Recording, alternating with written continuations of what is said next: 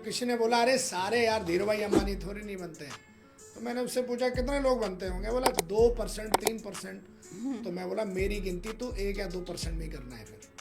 तो दुनिया में जो 5% लोग हैं जो सिर्फ एक बात को जानते हैं कि वाई मुझे ये काम क्यों करना है, कैसे होगा उनको भी पता नहीं है, पर उनको इतना भरोसा होता है कि ये काम होगा। कोई गवर्नमेंट जॉब है वो भी अच्छी है, कोई प्राइवेट जॉब है वो भी अच्छी है, यहाँ तक कि कोई भी अगर छोटी मोटी दुकान कर रहा है वो भी अच्छी है। सवाल इस बात का है कि जो तुम कर रहे हो या जो तुम करने वाले हो, क्या उससे तुम अपने ड्रीम्स पूरे कर सकते हो? ये सवाल एक व्यक्ति को जरूर अपने आप से पूछना चाहिए, और इस सवाल का जवाब किसी और से नहीं, अपनी अंतरात्मा से पूछना चाहिए। और अगर ये सवाल अगर आपको ये बोलता है कि जो तुम काम कर रहे हो उससे ड्रीम्स पूरे हो जाएंगे, तो यू कैन डू इट।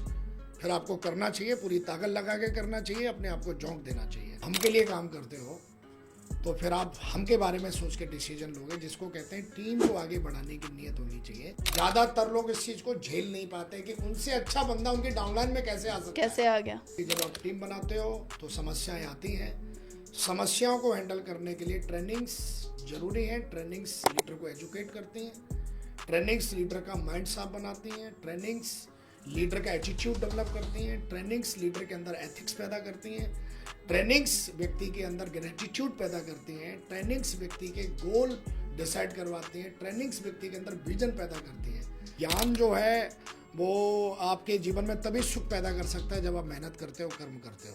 नियत है वो आपकी नियत ही डिसाइड करती है। ईगो व्यक्ति को तभी आती है जब वो व्यक्ति के पास विजन नहीं है। एथिक्स को आप तभी फॉलो कर सकते हो जब आपके पास विजन है। अगर आपके पास विजन नहीं है तो फिर आपको ईगो आना, नेगेटिविटी आना, बहाने मारना, काम चोरी करना, ये सब होता ही है। फिर खास करके यूथ हमारा वो हर जगह मोटिवेशन ढूंढता रहता है। इस वीडियो में मोटिवेशन मिल जाए, फिर अगले वीडियो देखेगा, फिर अगला वीडियो देखेगा। और मुझे लगता है कि जेन्युइन जो मोटिवेशन है वो आदमी के गोल में है। तो आज हम ये सीक्रेट रिवील करेंगे कि डायमंड कैसे बना जाए।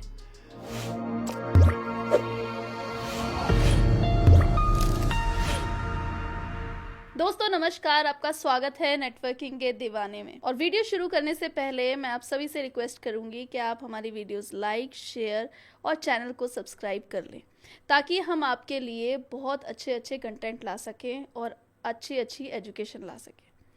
दोस्तों आज जिस वीडियो के लिए हम तैयार हैं वो एक ऐसे शख्स की जर्नी है और उनकी एजुकेशन की टिप्स हैं जो आपकी लाइफ चेंज कर सकती हैं। उन्होंने जो अभी तक समझा है इस इंडस्ट्री में और गेन किया है वो सब वो साझा करेंगे हमारे साथ। तो क्या आप तैयार हैं इन एजुकेशंस को लेने के लिए और बहुत कुछ सीखने के लिए? Ladies and gentleman, please welcome mister Vikas Yadav.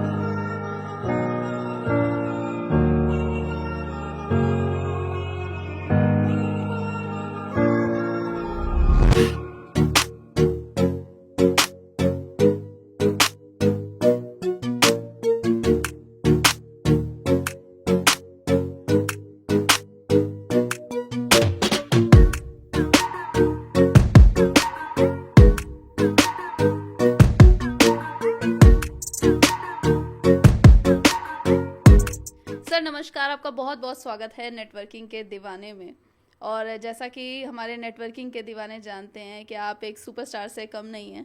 Direct selling में अच्छा खासा आपने नाम कमाया है और 16-17 साल हो गए आपको एक ही कंपनी में, और लाखों लोगों की टीम, 50 लाख से ऊपर लोगों की टीम है आपकी।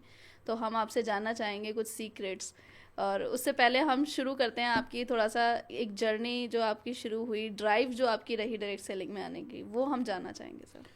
Thank you very much Yamini. सबसे पहले तो आपका बहुत बहुत धन्यवाद कि आपने हमें बुलाया, और आज बहुत सारी चर्चाएं होंगी हमारे और आपके बीच में, जिससे कि लाखों लोगों का जीवन बदलेगा। जो हमने अनुभव लिए हैं अपने जीवन में, लगभग 2 दशक डायरेक्ट सेलिंग में देने के बाद जो कुछ हमने सीखा है, और उन सारी चीज़ों के बारे में हम डिस्कस करेंगे। आपने हमसे पूछा ड्राइव फोर्स के बारे में।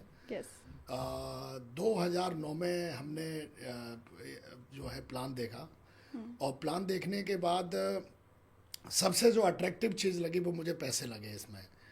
क्योंकि एक आम परिवार से आया हुआ कोई भी लड़का शुरुआती में उसे ऐसा लगता है कि पैसा होना चाहिए, क्योंकि बिना पैसे के घर नहीं चलता, बिना पैसे के बिजली के बिल नहीं भरे जाते।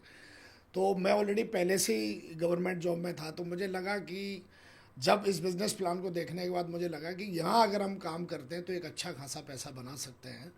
तो मेरा जो ड्राइविंग फोर्स था शुरुआती दिनों में पैसा ही था। मुझे लगा कि इससे अगर हमने पैसे बना लिए तो मैं अपने माता पिता को एक अच्छी ज़िंदगी मतलब दे सकता हूँ।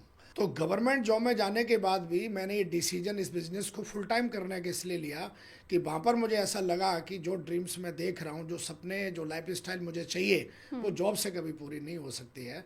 तो मैं आज के यूथ को यही मैसेज देना चाहूँगा, बल्कि यूथ को नहीं, पूरे हिंदुस्तान को, जो लोग भी अपने जीवन में आगे बढ़ना चाहते हैं, मैं उनसे ये कहूँगा कोई भी काम गलत नहीं है। खास करके वो अगर एथिकल है, जैसे कोई गवर्नमेंट जॉब है वो भी अच्छी है, कोई प्राइवेट जॉब है वो भी अच्छी है, यहाँ तक कि कोई भी अगर छोटी मोटी दुकान कर रहा है वो भी अच्छी है। सवाल इस बात का है कि जो तुम कर रहे हो या जो तुम करने वाले हो, क्या उससे तुम अपने ड्रीम्स पूरे कर सकते हो? ये सवाल एक व्यक्ति को जरूर अपने आप से पूछना चाहिए, और इस सवाल का जवाब किसी और से नहीं, अपनी अंतरात्मा से पूछना चाहिए। और अगर ये सवाल अगर आपको ये बोलता है कि जो तुम काम कर रहे हो उससे ड्रीम्स पूरे हो जाएंगे, तो यू कैन डू इट। फिर आपको करना चाहिए, पूरी ताकत लगा के करना चाहिए, अपने आप को झोंक देना चाहिए। और मैंने वही किया कि जब मुझे लगा कि इस इंडस्ट्री में आने के बाद मैं अपने आप को अगर झोंकता हूँ तो मैं अपने ड्रीम्स पूरे कर सकता हूँ, तो मैं अपने आप को झोंक दिया। मैं आज 24 आवर 7 डेज 365 दिन मैं ज़बरदस्त मेहनत करता हूँ। और लोग कोई डोसा खाने का शौकीन होता है, कोई पिज़्ज़ा खाने का शौकीन होता है, अलग अलग शौक़ है, लेकिन मेरा सबसे बड़ा शौक़ है मेहनत करना।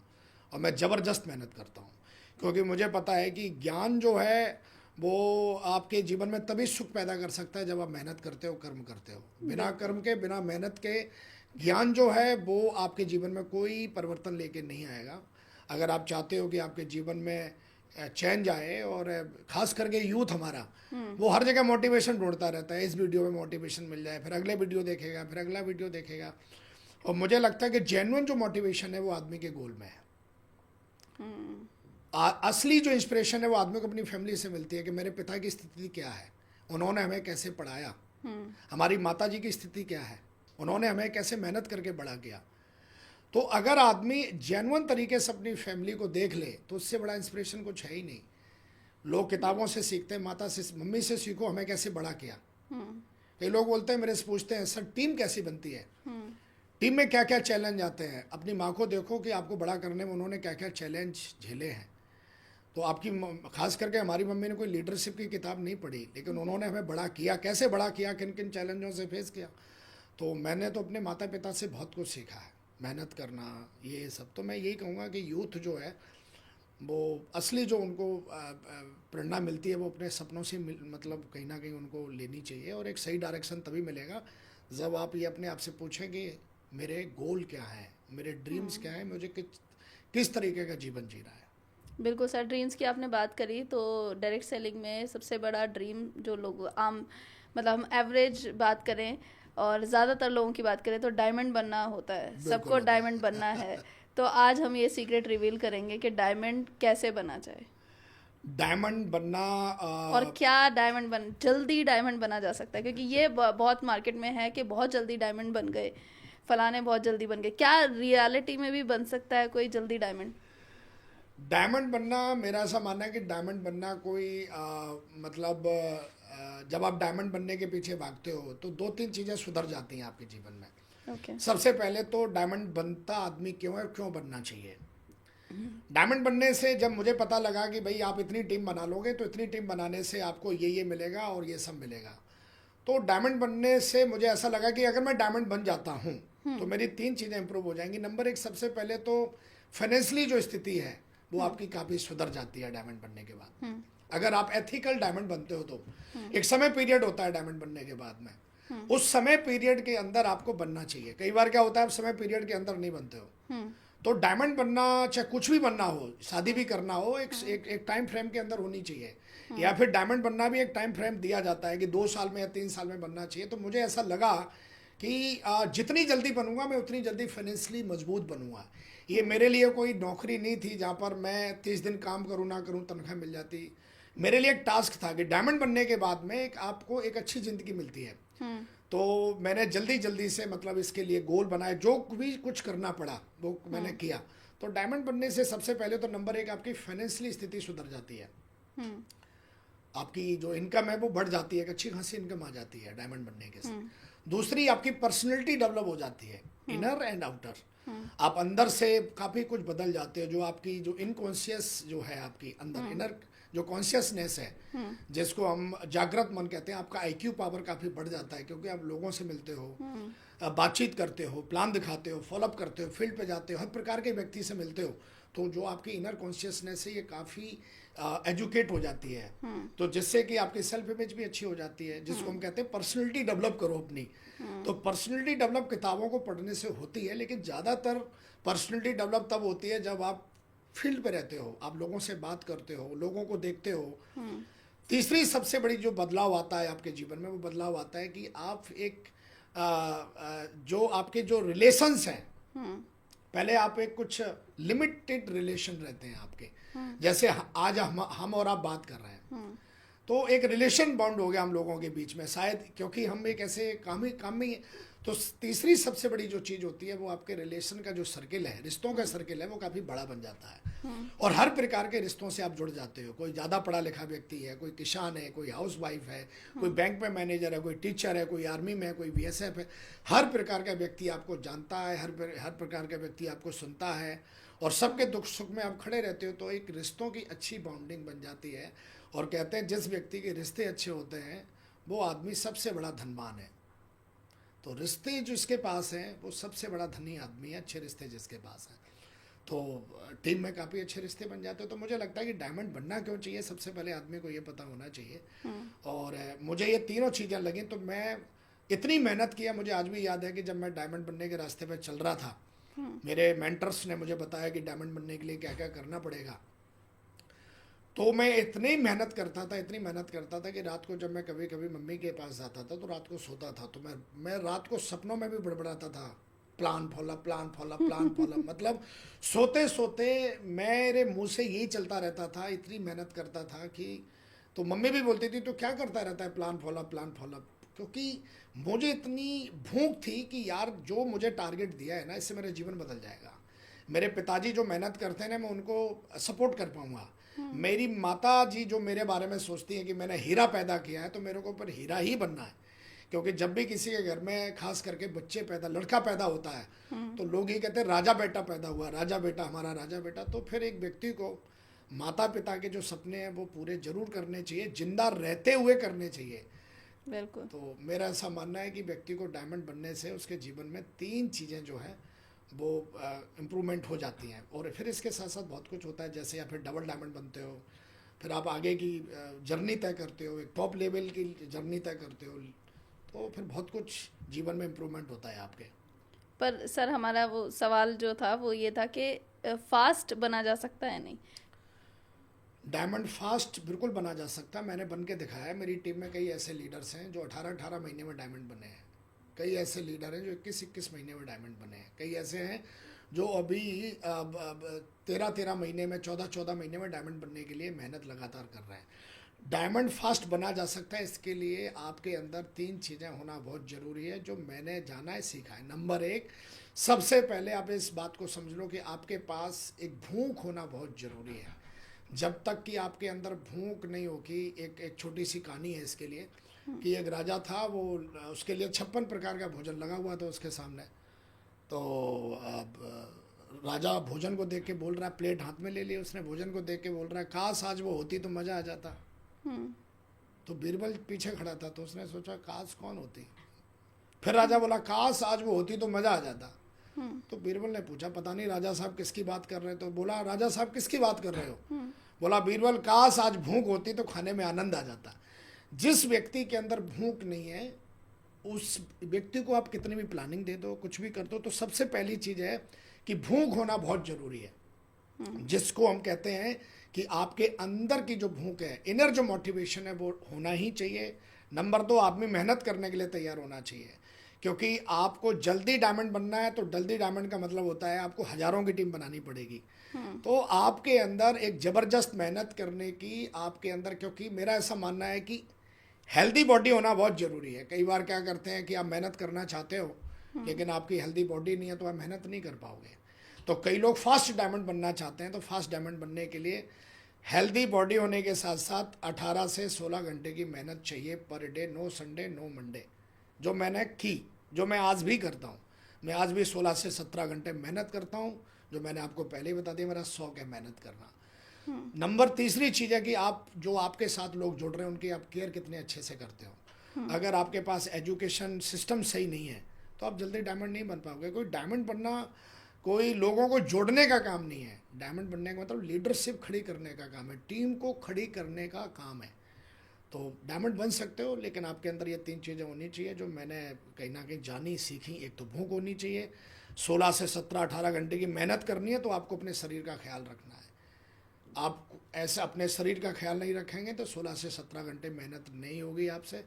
और तीसरी चीज़ है कि आप ये ध्यान में रखते हुए काम करें कि जो मेरी टीम में आ रहा है ये कोई सेल नहीं है,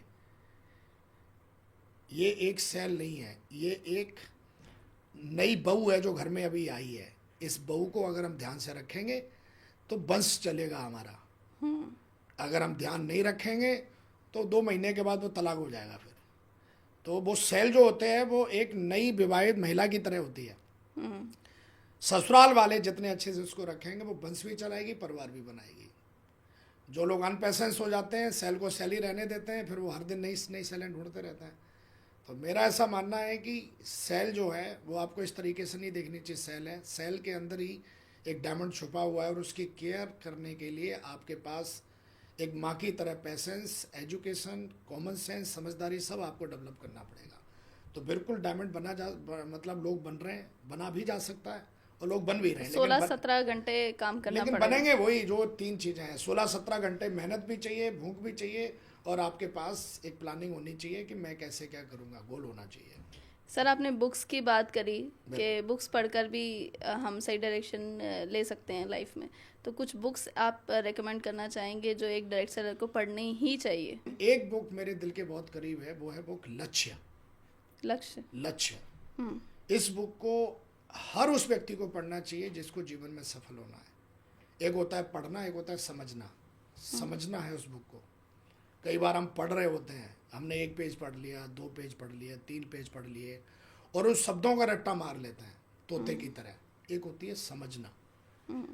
जब लक्ष्य बुक को हमने पढ़ा तो हमने समझा कि एक लक्ष्य को हासिल करने के लिए व्यक्ति के अंदर कौन कौन सी चीज़ें होनी चाहिए, एक व्यक्ति का शेड्यूल कैसा होना चाहिए, एक व्यक्ति की सोच कैसी होनी चाहिए, एक व्यक्ति को किस तरीके के एथिक्स डेवलप करने हैं। समझना बहुत जरूरी है। कई बार आपने देखे होंगे कई लोग हैं जो बहुत पढ़ाकू हैं, लेकिन उनकी ज़िंदगी में आपको कोई बैकअप, बहुत इंप्रूवमेंट नहीं मिलेगा। तो समझना बहुत ज़रूरी है कि जो चीज़ आप बुक पढ़ रहे हो, इस बुक को हर उस व्यक्ति को पढ़ना चाहिए जिसको अपने जीवन में गोल पूरे करने हैं। मेरे को आज भी याद है कि जब मैं बुक पढ़ रहा तो उसमें मुझे कोई लाइन समझ में नहीं आई, तो मैंने सीधा अपने मेंटर को फ़ोन करके लगाया कि मागुर जी इसका मतलब क्या है। कई बार हिंदी जो होती है वो आपको मतलब समझ में नहीं आता। अंग्रेजी में पढ़ रहे हो, आप हिंदी में पढ़ रहे हो, आप एक शब्द के कई सारे आप मीनिंग्स आप समझ सकते हो, लेकिन सवाल ये है कि आपका एटीट्यूड जैसा होगा, मीनिंग भी वैसा ही समझोगे। नजरिया इज मोस्ट इम्पोर्टेंट। बिल्कुल। एटीट्यूड जो है वो किस एटीट्यूड के साथ आप पढ़ रहे हो, किस एटीट्यूड के साथ आप प्लान दिखा रहे हो। आप लक्ष्य लिख रहे हो, मेरे को कार चाहिए, एटीट्यूड क्या है लिखते वक्त, कि सिर्फ आप लिखने के लिए लिख रहे हो या हकीकत में आपको अचीव करना है। ज़्यादातर लोग क्या होते हैं कि अपलाइन का प्रेशर पड़ता है, किसी लीडर का प्रेशर पड़ता है, ट्रेनिंग में गए तो उन्होंने लिख लिया, लेकिन लिखने के बाद सवाल यह है कि लिखते वक्त आपकी इंटेंशन, आपका एटीट्यूड कैसा था, बहुत ज़रूरी है। आप लिखने का मतलब है आप अपना भाग्य लिख रहे हो, गोल का लिखने का मतलब है गोल नहीं है, वो अपना भाग्य लिख रहे हो। और भगवान किस तरीके से भाग्य लिखता होगा एक व्यक्ति का, सोचिए कितने मतलब। तो उसी तरीके से कई लोग जो है वो लिख देते हैं गोलों को, फिर वो डायरी फेंक देते हैं। लेकिन मेरा ऐसा मानना है कि गोल जब आप लिखते हो, इंटेंशन प्योर होनी चाहिए, सच में आप इसको अचीव करना चाहते हो। आपकी आत्मा आपसे पूछेगी सिर्फ आपके हाथ चल रहे हैं या फिर आप वाकई दिल से। अगर दिल से लिखोगे तो 100% पूरा होगा। सेम ऐसी सारी बातें उस किताब में लिखी हुई हैं, जब पढ़ेगा वो उस व्यक्ति को उस बुक को तो वो समझ में आएंगी सारी चीज़ें। लक्ष्य बहुत शानदार बुक है, हर व्यक्ति को पढ़नी चाहिए। हज़ारों बुक हैं, लेकिन लक्ष्य मेरे दिल के बहुत करीब है। बिल्कुल सर। तो सर बात करते हैं, जैसे कुछ लोग हैं जो सक्सेसफुल होते हैं इंडस्ट्री में, और उनके अंदर आपने बात करी कॉन्फिडेंस की, तो एक बहुत बारीक लाइन है कॉन्फिडेंस में और ईगो में। तो कुछ लोगों में हम देखते हैं ईगो आ जाती है, तो उसके क्या कारण आप मानते हैं? ईगो और कॉन्फिडेंस की जो बात कर रहे हैं, कॉन्फिडेंस एक विश्वास से भरी हुई चीज़ है। ईगो एक मैं से भरी हुई चीज़ है कि मैं जो रहती है। ईगो व्यक्ति को तभी आती है जब वो व्यक्ति के पास विजन नहीं है। विदाउट विजन आप एथिक्स को फॉलो नहीं कर सकते। अगर एक व्यक्ति के पास 50 साल का विजन है तो वो हमेशा एथिक्स जो है, जो गुड प्रैक्टिस है, वो करेगा। हम बोलते ना ये व्यक्ति उल्टा क्यों चल रहा है, क्योंकि उसके पास विजन नहीं है। तो ईगो होना, गलत प्रैक्टिस करना, जलसी करना, किसी की बिना बात के आलोचना करना, निंदा करना, जो इस तरीके के लोग होते हैं, और इस तरीके के लोग ऐसा नहीं कि भारी हैं, हमारी इंडस्ट्री में भी इस तरीके के लोग आ जाते हैं। हो सकता है कि आपकी आपकी मतलब आपके डाउनलाइन में हो कुछ इस तरीके के लोग, हो सकता है आपके परिवार में हो सकता है कि आपके अपलाइनों में हो सकता है आपके पड़ोस में हो। तो एक लीडर जो होता है वो इन चीज़ों में तभी फंस सकता है जब उसके पास विजन नहीं है। तो एथिक्स जो आते हैं वो विजन से आते हैं। अगर आपके पास विजन है, जितना बड़ा विजन होगा, आपके एथिक्स, आपके अनुशासन, आपका ग्रेटिट्यूड उतना ही बड़ा होगा। और जिस व्यक्ति के अंदर कोई विजन ही नहीं है तो ईगो आना, अब मैं करना, जो कुछ किया मैंने किया, मेरा ही आप गाना बजाओ, मेरे ही नाम का आप जो है मंत्र पढ़ो, इस तरीके की भावना नेटवर्क मार्केटिंग में तभी आती है जब व्यक्ति के पास कोई विजन नहीं होता। अब एक व्यक्ति ने गाड़ी खरीद ली, अब एक व्यक्ति ने घर बना लिया, एक व्यक्ति ने थोड़े बहुत पैसे बना लिए, उसको लगता है इससे आगे कुछ है ही नहीं। लेकिन जिस व्यक्ति को पता है कि ये इंडस्ट्री हमें क्या दे सकती है और हमारी टीम में क्या लोगों को दे सकती है, तो जिसकी कहते हैं कि आपकी जो नियत है वो आपकी नियति डिसाइड करती है। नियति मीन्स आपकी डेस्टिनी आपकी डिसाइड करेगी। अब एक व्यक्ति की नियत है मुझे डायमंड बनना है, बात खत्म है, वो डायमंड बन गया। अब आगे उसकी सोच ही नहीं है कि मुझे क्या करना चाहिए। तो ईगो आना, नेगेटिविटी आना, रॉन्ग प्रैक्टिस करना, ये सारी चीज़ें आना स्वाभाविक है उसके अंदर। लेकिन जिस व्यक्ति को पता है कि मुझे डायमंड बनना, मैं तो बन गया, अब मुझे अपनी टीम में हज़ारों लोगों को डायमंड बनाना है, तो डायमंड बनना कोई डेस्टिनी, लास्ट डेस्टिनी नहीं है, उससे ऊपर बहुत कुछ करना है। क्योंकि डायमंड बनने के बाद ऐसा नहीं कि भाई आप एकदम मतलब डायमंड बन गए। अब आप डायमंड बनने के बाद शुरू होती है असली कहानी। डायमंड बनना मतलब आपने मतलब कॉलेज पास आउट कर लिया, फिर उसके बाद असली जो लाइफ जर्नी है वो शुरू होती है आपकी। तो कई लोग होते हैं जो छोटी सोच के साथ आते हैं, उनको कोई ड्रीम पूरा हो जाता है, फिर उनको लगता है इससे आगे कुछ नहीं है। लेकिन मैं अपनी बात करूं तो मेरे पास तो विजन सालों सालों के हैं। तो आज अगर मेरे को कोई प्रॉब्लम है तो मुझे लगता है कि कितना बड़ा विजन है, मुझे 2030, 2040, 2050, 2060, 2080 में क्या करना है मुझे पता है। ये इंडस्ट्री मुझे क्या दे सकती है, ये मैंने सीखा है अपने मेंटरों से। जो हमारे मेंटर्स हैं, मैं जब भी उनको देखता हूँ या मैं महान लोगों की लिखी हुई किताबें पढ़ता हूँ तो मैं देखता हूँ कि उनके पास विजन बहुत बड़ा था। तो एथिक्स को आप तभी फॉलो कर सकते हो जब आपके पास विजन है। अगर आपके पास विजन नहीं है तो फिर आपको ईगो आना, नेगेटिविटी आना, बहाने मारना, काम चोरी करना, ये सब होता ही है। फिर एक व्यक्ति फिर घर में घुसा रहता है। ज़्यादातर लोगों को देखा मैंने, जब वो बिजनेस में आए तो उन्होंने फुल टाइमर होने का डिसीजन लिया। उनसे पूछा आप क्यों फुल टाइमर होना चाहते हो, तो उनका जवाब था कि मुझे जल्दी से डायमंड बनना है। तो फुल टाइमर हो गए। फुल टाइमर होने के बाद में वो आए क्यों तो ये भूल के वो घर में घुस गए, कंफर्ट जोन में चले गए, वो अपने तरीके से जिंदगी जीने लगे, फिर वो बन ही नहीं पाए डायमंड। तो आपको हमेशा ये याद रहना चाहिए कि आपने ये जो डिसीजन लिया है वो क्यों लिया, ये कभी नहीं भूलना चाहिए। बिल्कुल। और जब क्यों लिया फिर आपको पता है कि मुझे इतने साल लगेंगे, तो फिर वो आपको एथिक्स फॉलो करने हैं। तो जब व्यक्ति के अंदर ईगो एक कोई शब्द नहीं है, ईगो एक नेगेटिविटी है जिसको हम ईगो बोलते हैं। एक ऐसी नेगेटिविटी है जिसमें आपको ऐसा लगता है, जिसके अंदर इस तरीके का विचार आता है जिसको हम ईगो कहते हैं, वो व्यक्ति सीखना ही बंद कर देता है फिर। और मुझे ऐसा लगता है जीवन में आगे बढ़ने के लिए आपको कभी भी टीचर नहीं बनना चाहिए, एज ए स्टूडेंट रहना चाहिए। और मैं तो आज भी स्टूडेंट हूँ, मैं तो आज भी आपसे सीख के बहुत कुछ जाऊँगा, काफ़ी कुछ सीख भी रहा हूँ। सुबह से हमारी चर्चा चल रही है तो मैं तो आपसे भी सीख रहा हूँ कि किस तरीके से चीज़ें आप कर रहे हो।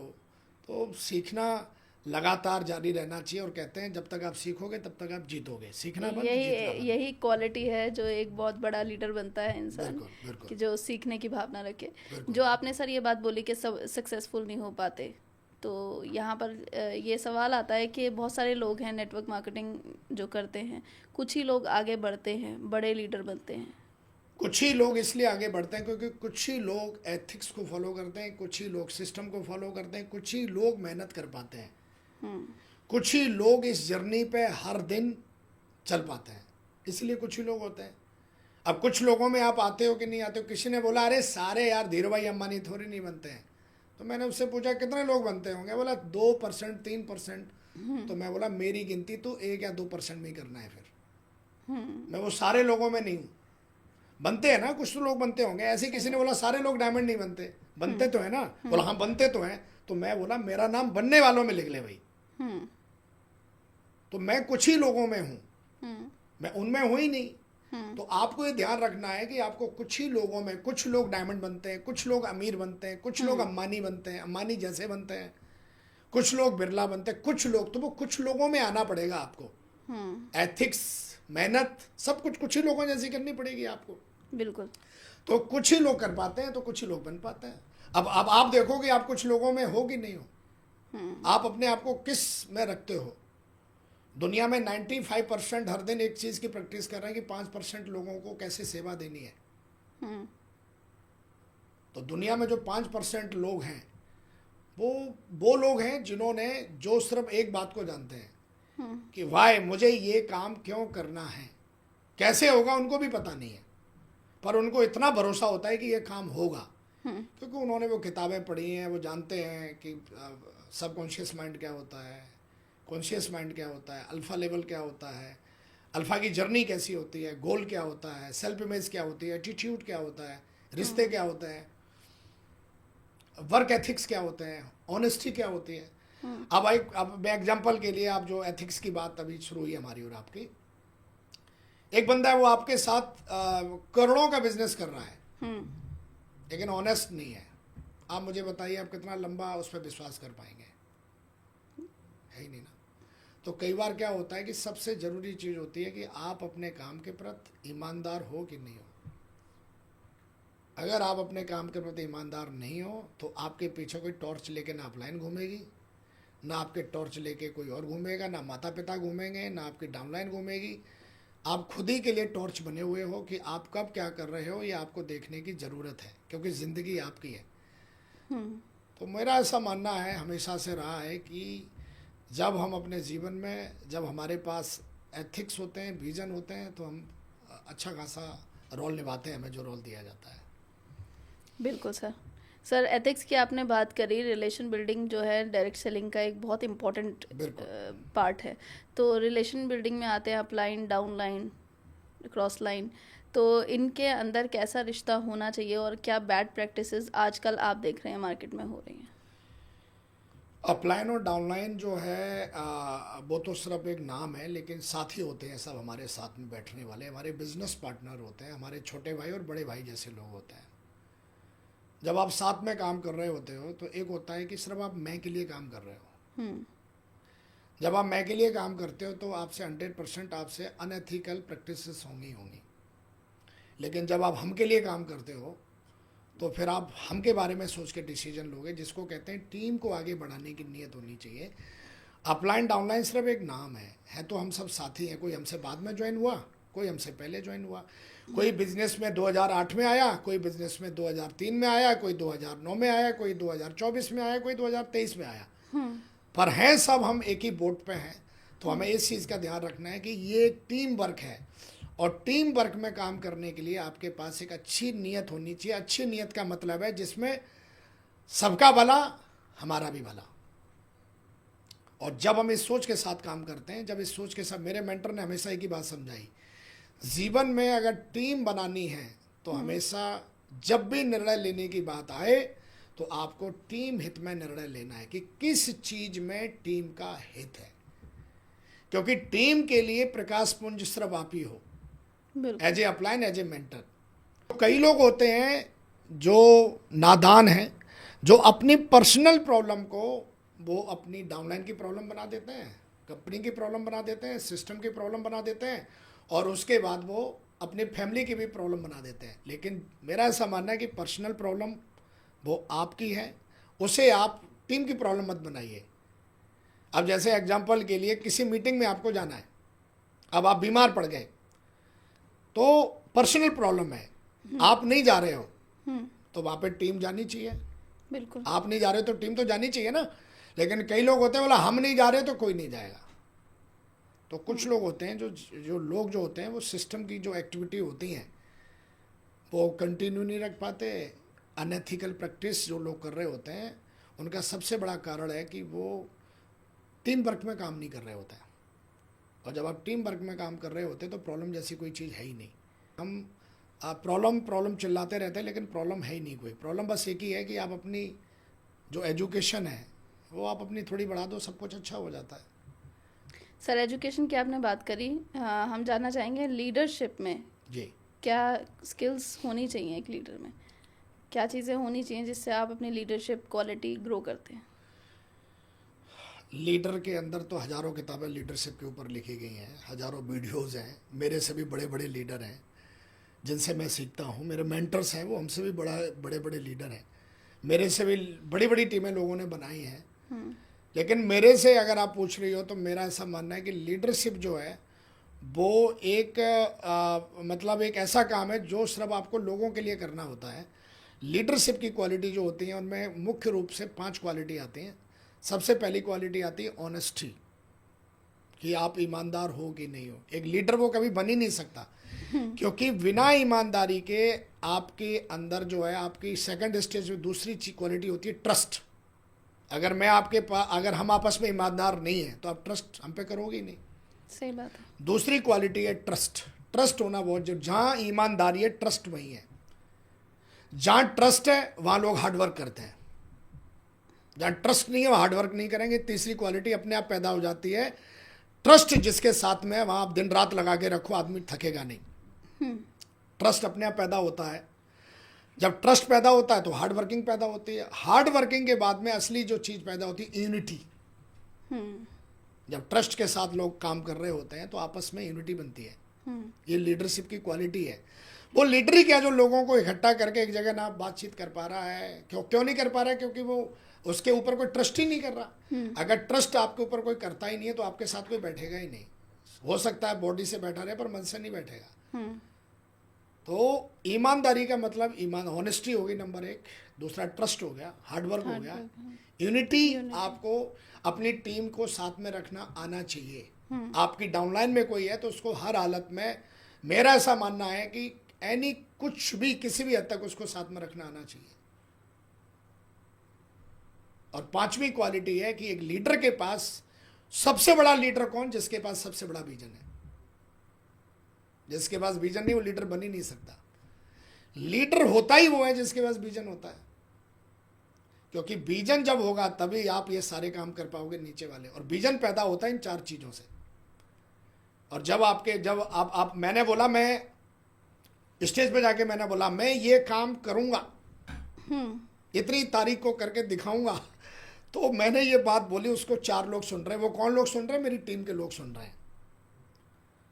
अब अगर मैं इस काम के प्रति ईमानदार नहीं हूं, अगर कोई व्यक्ति उसके प्रति ईमानदार, लेकिन मैं ईमानदार हूं और मैंने वो काम कर दिया, तो क्या पैदा होगा टीम में? ट्रस्ट पैदा होगा। अपने आप पैदा होगा कि सर जो बोलते हैं वो करके दिखाते हैं। अब ट्रस्ट पैदा होगा तो बाकी के लोग फिर मिलके काम करेंगे कि नहीं करेंगे?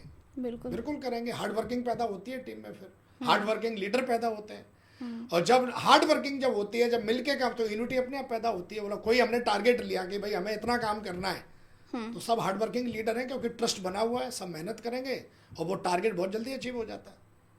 और उसके बाद में सबसे बड़ी चीज़ है विजन होना। बहुत जरूरी है कि आप अगले 1 साल में क्या विजन है आपका, अगले 5 साल में आप कहाँ पहुँचने वाले हो, अगले 10 साल में कहाँ पहुँचने वाले हो। 2009 में जब मैंने ज्वाइन किया तब भी लोग ये बोलते थे कंपनी चलती नहीं है, लोग भाग जाते हैं, चेक आते नहीं है, कौन ज्वाइन करेगा, लैग चलती नहीं है, लोग तो नेगेटिव हो जाते हैं। मैं ज्वाइन कराता हूँ, मेरा कोई फ़ोन नहीं उठाता, फ़ोन तो उठा लेता है फिर मेरी बात ही नहीं मानता, बात तो मान लेता है लेकिन फिर वो करता ही नहीं है। ये सारे चैलेंजेस उसी व्यक्ति को आते हैं। 2009 में मुझे भी आ रहे थे, और आज 2024 है, आज भी ये चैलेंज ख़त्म नहीं हुए हैं। चैलेंज से ऊपर आप तभी उठ सकते हो जब आपके पास एजुकेशन होगी। विदाउट एजुकेशन आप अपनी समस्याओं को हैंडल नहीं कर सकते। और एजुकेट करने के लिए अपने आप को क्या करना पड़ेगा? बुक्स। बिल्कुल आपने सही कहा, अच्छा सवाल है। और ये सवाल तो मुझे लगता है कि मेरे भी दिल के बहुत करीब है कि एजुकेशन जो है, अगर हमें अपनी सबसे एजुकेशन की जो बातचीत करी है, एजुकेशन जो है वो आज भरी पड़ी है। अब बस आप 2 बार ऐसे ऐसे लिखो यूट्यूब पे, गूगल पे, एजुकेशन आपके कई रूपों में आपके सामने है। और एक से एक बड़े ज्ञानी लोग बैठे हैं। बिल्कुल। एजुकेशन की कोई कमी नहीं। सवाल ये है कि सबसे पहला सवाल ये है कि जो एजुकेशन ले रहे हो आप, सबसे पहले तो एजुकेशन सही व्यक्ति कौन दे रहा है। सबसे पहले तो मैं देखना है कि जिससे मैं एजुकेशन ले रहा हूँ वो है कौन व्यक्ति। सबसे बड़ा जो चैलेंज यही है, जो मैं थोड़ी देर पहले भी बात कर रहा था, कि एजुकेशन, सही एजुकेशन तक पहुंचना ये हर व्यक्ति के लिए चैलेंज है। हम टीम को कुछ भी दे रहे होते हैं, तो ये सुन ले, तो ये सुन ले, तो ये सुन ले, लेकिन हमें ये पता होना चाहिए अपनी टीम के बारे में कि हमें अपनी टीम को किस प्रकार की एजुकेशन देनी चाहिए, कौन सी एजुकेशन देनी चाहिए। ये पता है हमारे मेंटर्स को, जो हमारे सफल मेंटर हैं वो हमें बताते हैं कि कब, किस प्रकार की, कहाँ पर, कौन सी बात, कौन सी चीज़, कौन सी किताब, कौन सी ट्रेनिंग देनी चाहिए। तो मेरा कहने का मतलब बस यही है कि एजुकेशन के बिना आप अपनी समस्याओं को हैंडल नहीं कर सकते। और एजुकेशन आपकी टीम में तभी डुप्लीकेट होगी जब आप अपना काम अपने सक्सेसफुल मेंटर्स के हिसाब से कर रहे हो। एक हर कंपनी का एक अलग सिस्टम है जिसको हम एजुकेशन सिस्टम कहते हैं। अगर मुझे कोई बोले, मेरे से पूछे कि सर एजुकेशन कहाँ से लेनी है, तो मैं बोलूँगा मेरे सिस्टम से। मेरा जो सिस्टम है वो बहुत ही हाईली सक्सेसफुल है। वहाँ से अगर आप लेंगे एजुकेशन तो आपको जेन्युइन एजुकेशन मिलेगी। लोग क्या करते हैं, कहीं से भी कुछ भी सीख रहे होते हैं, तो कुछ भी सीख रहे होते हैं इसलिए कुछ भी कर रहे होते हैं, और जब कुछ भी कर रहे होते हैं तो रिजल्ट भी कुछ भी आ रहा होता है। तो एजुकेशन जो है बहुत ज़रूरी चीज़ है, क्योंकि जब आप टीम बनाते हो तो समस्याएं आती हैं। समस्याओं को हैंडल करने के लिए ट्रेनिंग्स ज़रूरी हैं। ट्रेनिंग्स लीडर को एजुकेट करती हैं, ट्रेनिंग्स लीडर का माइंड साफ बनाती हैं, ट्रेनिंग्स लीडर का एटीट्यूड डेवलप करती हैं, ट्रेनिंग्स लीडर के अंदर एथिक्स पैदा करती हैं, ट्रेनिंग्स व्यक्ति के अंदर ग्रेटिट्यूड पैदा करती हैं, ट्रेनिंग्स व्यक्ति के गोल डिसाइड करवाती हैं, ट्रेनिंग्स व्यक्ति के अंदर विजन पैदा करती हैं। ट्रेनिंग किससे लेनी है? एक ही, अपने सिस्टम से और अपने सक्सेसफुल, हाईली सक्सेसफुल मेंटर से। राइट। मेरे से कोई बोले आप किससे सीखना पसंद करोगे, मैं अपने मेंटर से। अगर मेरे को कोई सिखा सकता है तो एक ही व्यक्ति है, मेरा मेंटर। मैं किधर इधर उधर से सीखता नहीं कि कुछ भी सुन लिया, कुछ भी कर लिया, कुछ भी कर लिया, नहीं। मेरे जो सीखना होता है तो मैं मैं अपने मेंटर को ही कॉल करता हूँ, उससे पूछता हूँ सर मुझे क्या सीखना चाहिए, क्या पढ़ना चाहिए, तो वो हमें रिकमेंड करते हैं। तो सही एजुकेशन जो मिलती है वो सही रिकमेंडेड जो बुक आपको दी जाती हैं उनसे मिलती है। किताब पढ़नी चाहिए, एक होता है पढ़नी चाहिए, एक होता है रिकमेंडेड बुक पढ़नी चाहिए। जब आप अपने अपलाइन की दी हुई रिकमेंडेड बुक पढ़ते हो तो वो आपको वो ही किताब देंगे जो किताब आपके लायक है, सही डायरेक्शन में, आप सही डायरेक्शन में होंगी। अब मुझे बनना है डायमंड, मैं पढ़ रहा हूँ ऐसी कोई किताब जिसमें कहीं नहीं लिखा है कि डायमंड कैसे बनना चाहिए। अगर मुझे डायमंड बनना है, मुझे डबल डायमंड बनना है, मुझे अच्छा लीडर बनना है, तो हमें अपने अपलाइन से, क्योंकि जो हमारे सक्सेसफुल मेंटर्स होते हैं हमें उन्हीं की तरह बनना है, तो हमें उन्हीं से पूछना है, उन्हीं को देखना है। जैसे क्रिकेट में सचिन, जो भी क्रिकेटर बनना चाहते हैं वो सबके रोल मॉडल है। उनसे पूछो आप किससे इंस्पिरेशन मिलते हो, तो कोई बोलेगा सचिन जी का नाम लेगा, कोई विराट जी का नाम लेगा, कोई और हाईली जो सक्सेसफुल है क्रिकेट में उसका नाम लेगा। ऐसे ही इस इंडस्ट्री में, इस हमारी कंपनी में हाईली सक्सेसफुल अपलाइन है, हमें उनसे सीखना चाहिए। बिल्कुल सर। तो एजुकेशन बहुत मतलब पावरफुल वर्ड है ये, और ये अगर व्यक्ति को समझ में आ जाए तो समस्या उसके जीवन में रहती नहीं है। क्योंकि एक भगवान विष्णु लक्ष्मी जी के साथ आए और वो धरती पे भ्रमण कर रहे थे, तो माँ लक्ष्मी जी ने पूछा, बोला प्रभु आपने तो पूरी दुनिया में सबसे सर्वश्रेष्ठ जो है वो मानव जाति बनाई है, मानव योनि बनाई है, फिर भी मैं देख रहा हूँ सारी शक्तियाँ दे दी आपने इनको, पूरी मानव जाति को, फिर भी इतने दुखी क्यों है, परेशान क्यों है? जबकि जो आपके अंदर सारी शक्तियां जो मानव जाति के, मानव योनि के पास है, सब जो चाहे वो बन सकता है, जो चाहे वो कर सकता है। तो भगवान विष्णु जी ने कहा कि प्रिय, कोई भी मानव दुखी है तो उसकी दुख का जो कारण है वो उसकी अज्ञानता है। अज्ञानता ही दुख का कारण है। कोई व्यक्ति दुखी है तो उस चीज़ की नॉलेज नहीं है, इसलिए उसको दुखी होकर घूम रहा है वो। लेकिन अगर नॉलेज है तो बिल्कुल दुखी नहीं है वो। आपकी कार खराब हो जाए, आप दुखी हो जाओगे, वो अभी आएगा, एक्सपर्ट आएगा, तो वो दुखी नहीं होगा। उसके लिए तो काम है, वो अपॉर्चुनिटी है वो उसके लिए। बोला हमें कार को बनाने का मौका मिला। तो जो एक्सपर्ट होते हैं वो समस्या को समस्या नहीं समझते, अपॉर्चुनिटी है वो। उनके पास एजुकेशन है। कोई बंदा ज्वाइन नहीं कर रहा, ये प्रॉब्लम नहीं है, लेकिन आप अपने अपलाइन को लेके जाओ, उसके लिए अपॉर्चुनिटी, फॉलोअप करके ज्वाइन करा लेगा वो। बिल्कुल। तो कई लोग जिनके पास एजुकेशन नहीं होती है, अज्ञानता, जो दुखी है, एक ही है। अगर आपको कोई चीज़ परेशान कर रही है, इसका एक ही कारण है कि आप उस चीज़ के बारे में आपको नॉलेज नहीं है। जितने भी लोग नेगेटिव, रिश्तों के बारे में जो नेगेटिव है, उनको एक्चुअली नॉलेज ही नहीं है। रिश्तों को कैसे निभाया जाता है, कैसे क्या किया जाता है।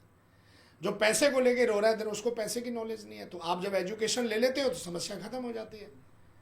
तो अगर कोई भी व्यक्ति दुखी है, परेशान है, तो उसका एक ही कारण है, उसके पास उस चीज़ की सही नॉलेज नहीं है। कोई आदमी जन्म लिया और 17 साल के बाद मर गया, तो वो समस्या नहीं है। इस यूनिवर्स का वो प्रोसेस है, परमात्मा ने बनाया हुआ है। तो ऐसे ही अगर आप टीम बना रहे हो तो बीच बीच में कुछ ऐसी चीज़ें आती हैं जो आपको ऐसा लगता है ये समस्या नहीं है। वो सब टीम बनाने के प्रोसेस है। लोगों का नेगेटिव होना, लोगों का भागना, लोगों की आलोचना करना, लोगों की निंदा करना, आपस में झगड़ा करना, ये सब टीम बनाने का प्रोसेस है। एज ए लीडर आपको इतना ज़्यादा मतलब एजुकेशन आपके पास होनी चाहिए कि आप उन समस्याओं को कैसे हैंडल करते हैं। इसी को लीडरशिप कहते हैं। नहीं तो हर कोई लीडर बन जाएगा ऐसे तो, मुंह उठा के। रिकग्निशन डिफाइन नहीं करती है कि आप लीडर हो। लीडर एक अलग पैराग्राफ है, लीडर एक अलग सिलेबस है। कुछ लोग अपना चेहरा दिखा के टीम बनाते हैं, कुछ लोग सिस्टम को दिखा के टीम बनाते हैं। आपकी टीम तभी तक टिकी है जब तक आप अपना चेहरा दिखा रहे हो। तो हमारे जो मेंटर्स हैं वो हमें हमेशा यही सिखाते आए हुए हैं कि कभी भी ध्यान रखो, कभी परेशान नहीं होना। एजुकेट करो, एजुकेट रहो, अपडेट रहो, अपडेट रहोगे, सब कुछ तुम्हारा अपडेट रहेगा। आप अपने दिमाग को अपडेट नहीं करोगे तो इसके सारे फंक्शंस बंद हो जाएंगे। और हमारा दिमाग अपडेट होता है हमारी एजुकेशन से। एक समय तक हमारे माँ बाप हमारी परवरिश करते हैं, एक समय के बाद हमारी संगत हमारी परवरिश कर रही होती है। हम कैसी संगत कर रहे हैं? अब हम किसी की भी संगत चुन लेते हैं, संगत हमारी जो परवरिश कर रही होती है। हम जैसी संगत में रहेंगे हमारी परवरिश हो रही है। जैसी संगत वैसी रंगत। बिल्कुल। तो परवरिश हमारे माता पिता ने करी, फिर हमें लगता है कि आप आज वही हो जैसी आप संगत में हो। तो संगत में साथ रहते रहते आपकी परवरिश हो रही होती है। आपके शरीर की परवरिश, आपकी मेंटल हेल्थ की परवरिश, कई सारी तरीके से आप परवरिश अपनी कर रहे होते हो। तो इसलिए सबसे ज़रूरी है कि आप अपनी संगत को बहुत सही से चुनाव करें। लेकिन अगर आप एजुकेटेड नहीं हैं, आप रिकमेंडेड बुक नहीं पढ़ते, आप ट्रेनिंग्स में नहीं जाते, तो आप उसी आदमी की संगत। देखो, आदमी को आज की डेट में क्या अच्छा लगता है? मीठी भाषा बहुत अच्छी लगती है। मीठी भाषा में आप एक जो अनएजुकेटेड आदमी है बस उसको मीठी भाषा बोल दो आप। कहते हैं, एक दिन मैंने महापुर जी को पूछा, अपने जो मेंटर हैं, जो हमारे मेंटर, उनसे मैंने एक दिन पूछा कि मूर्ख आदमी को कैसे हैंडल करें। मूर्ख का मतलब किसी की मानता ही नहीं है। तो उन्होंने बताया, बस उसकी हमें यहाँ मिला दो, हैंडल हो जाएगा। आप अगर उसको सिखाने की कोशिश करोगे तो आपका दुश्मन बन जाएगा। तो ये गंवार आदमी होता है, वो आप उससे मीठी भाषा बोल के कुछ भी करवा सकते हो। लेकिन एजुकेटेड जो आदमी है वो हर चीज़ को परखता है। ऐसे ही कई लोग जो होते हैं वो ये नहीं देखते हैं कि एथिक्स क्या कहते हैं। तो हमेशा हमें एक सही एथिकल सिस्टम को चुनना चाहिए, सही एथिकल काम करने चाहिए, और एथिक्स हमारे विजन से जुड़ा होना चाहिए। बिल्कुल सही सर, आपने बहुत बढ़िया बात कही। एथिक्स और विजन वाली बात जो है, और ये हर बिजनेस में लागू होती है। ज्यादातर लोग क्या होते हैं कि अच्छे तो बनो पर मेरे से अच्छे मत बनो। अगर मेरे से अच्छे बनोगे तो ठीक नहीं है। तो ज्यादातर टीमों में, ज्यादातर बिजनेसों में, ज्यादातर जो आपने जो बात कही कि जो रिलेशनशिप, जो अच्छे तो बनो पर मेरे से अच्छे मत बनो।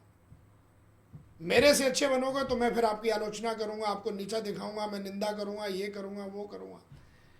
लेकिन मेरे मेंटर ने सिखाया कि एक अच्छी टीम तभी बन सकती है आपकी जब आपसे भी अच्छे अच्छे लोग आपकी टीम में आएंगे। ये बहुत बड़ी बात है कि ज्यादातर लोग इसको कर नहीं पाते। ज्यादातर लोग इस चीज को झेल नहीं पाते कि उनसे अच्छा बंदा उनकी डाउनलाइन में कैसे आ सकता कैसे आ गया। ये बहुत बड़ी प्रॉब्लम है सर डायरेक्ट सेलिंग में। और जब कोई नेटवर्क मार्केटिंग में एक अच्छा लीडर पैदा होता है तो ज्यादातर जो लोग होते हैं वो उसको रिकॉग्नाइज करने की बजाय, हमारी इंडस्ट्री क्यों ग्रो नहीं कर रही है, हमारी इंडस्ट्री ग्रो और ज्यादा तेजी से तब करेगी जब हम अपने अच्छे जो लोग हैं उनको रिकॉग्नाइज करें, उनकी तारीफ करें, उनकी आलोचना करने की बजाय उनकी, जैसे आपने नेटवर्किंग के दीवाने आपने शुरू किया, अब ये बहुत एक अच्छी पहल है जो हमारी पूरी इंडस्ट्री को कहीं ना कहीं ग्रोथ देगी, हमारी इंडस्ट्री को एजुकेट करेगी, हमारी इंडस्ट्री के लीडर्स को कॉन्फिडेंस देगी, बिलीव लेवल बढ़ाएगी। तो हमें क्या करना चाहिए कि हमें आपको बढ़ावा देना चाहिए, हमें आपकी सही चीज़ों की तारीफ करनी चाहिए, हमें आपको सपोर्ट करना चाहिए। तो अगर ये चीज़ें होने लगे हमारी इंडस्ट्री में तो इंडस्ट्री की चार चांद, जहाँ हमारी इंडस्ट्री आज कई हजार करोड़ का टर्नओवर करती है, बहुत जल्द हम लाखों करोड़ों टर्नओवर करेंगे जब हम एक दूसरे की तारीफ करेंगे, एक दूसरे की टांग खींचने की बजाय हम उनको आगे बढ़ाने की बात करेंगे, सपोर्ट करेंगे। तो ज़्यादातर जो लोग आ जाते हैं वो इसी धारणा के लोग कुछ आ जाते हैं कि हमसे अच्छे बनो, नहीं हमसे अच्छे मत बनो, अच्छे तो बनो पर हमसे अच्छे मत बनो। एक कंपैरिजन, एक हाँ कंपटीशन कि हाँ, मैंने ये भी देखा है कि कई लीडर ऐसे होते हैं जो अपनी टीम के अंदर ही वो लीडरों को पॉइंट आउट करना शुरू कर देते हैं, ये है नंबर 6 पे, ये है नंबर 7 पे, ये है नंबर 1। आप सोल को कैसे डिफाइन कर सकते हो कौन नंबर 1 है, कौन? हर सोल अपने संस्कारों के साथ पैदा होती है। सही है। तो कई जो मैंने देखे हैं तो अपनी टीम के अंदर ही कंपटीशन पैदा कर देते हैं आपस में, लीडरों में, कि ये इससे अच्छा है, ये इससे अच्छा है, ये इससे अच्छा है। लेकिन टीम क्या होती है? टीम का कैप्टन क्या करता है? जो बॉलिंग अच्छी करता है उसकी बॉलिंग की तारीफ करता है और खोल के करता है। जो बैटिंग अच्छी करता है वो बैटिंग करता है। जो विकेट कीपिंग अच्छी करेगा वो विकेट कीपिंग की तारीफ करेगा। सबकी अपनी एज ए कैप्टन हर एक प्लेयर की अलग अलग क्वालिटी होती है, नो कंपेयर एनीबडी। और मैंने ये चीज सीखी कि जो गलती हमारे आसपास के लोगों ने करी वो मैं कभी नहीं करूंगा। तो उनके लिए भी ग्रेटफुल रहना चाहिए व्यक्ति को। कई बार क्या होता है कि जो हमारे लिए अच्छा कर रहा होता है हम उसकी जय जयकार कर रहे होते हैं, हमें लगता है ये व्यक्ति हमारे प्रति, लेकिन हर व्यक्ति किसी ना किसी रूप में हमें सहयोग दे रहा होता है। बिल्कुल सर। तो किस तरीके से पूरी तरह पॉजिटिव रहे ये हमने जान लिया आपसे कि नेगेटिव भी कोई बोल रहा है तब भी उसको कैसे पॉजिटिव लें, और ये बहुत बड़ी बात है। ये एक सही मायने में जो लीडर है वही बता सकता है। हाँ जी। तो सर हमने आज जाना कि एक लीडर बनने की क्या क्वालिटीज़ होनी चाहिए, और बहुत कीमती बातें आपने, मैं कह सकती हूँ, बताई हैं। अगर कोई गहराई से इसे समझेगा तो ऊपरी समझे तो वो नहीं समझ पाएगा, इसको एक गहराई से इत्मीनान से बैठ के समझेगा तो आज बहुत काम की बातें एक नेटवर्किंग का दीवाना सीख सकता है यहाँ से। तो sir thank you very much for coming to our show, इतना सब बताने के लिए, हमें बहुत सारी स्किल्स और ज्ञान देने के लिए। Thank you very much. Thank you very much Yamini ji, आपका बहुत बहुत धन्यवाद, दिल से धन्यवाद आपका, और हमारे जितने भी लाखों लोग हमें सुनने वाले उन सबका भी धन्यवाद। और नेटवर्किंग का जो दीवाने हैं ये वाकई मतलब बहुत बड़ी एक सीरीज आपने चलाई हुई है, और यहाँ पे मैं आके अपने आप पे काफ़ी प्राउड फील कर रहा हूँ, और आपको दिल से धन्यवाद देता हूँ, आपको, आपकी पूरी टीम को, स्पेशली राहुल जी को, आपको बहुत बहुत धन्यवाद कि आपने इंडस्ट्री को आगे बढ़ाने की एक शानदार मुहिम छेड़ी हुई है। थैंक यू वेरी मच, बहुत अच्छा लगा आपसे बात करके, बहुत बहुत धन्यवाद, बहुत बहुत शुक्रिया। जय हिंद, जय भारत। Thank you sir. शुक्रिया। तो दोस्तों आज आपने जाना लीडरशिप क्वालिटीज़ कैसे डेवलप की जा सकती हैं और कैसे एक डायमंड बना जा सकता है। तो अगर आपको भी इस वीडियो ने इंस्पायर किया है तो एक ना एक नेटवर्किंग के दीवाने के साथ इसको ज़रूर शेयर कीजिए।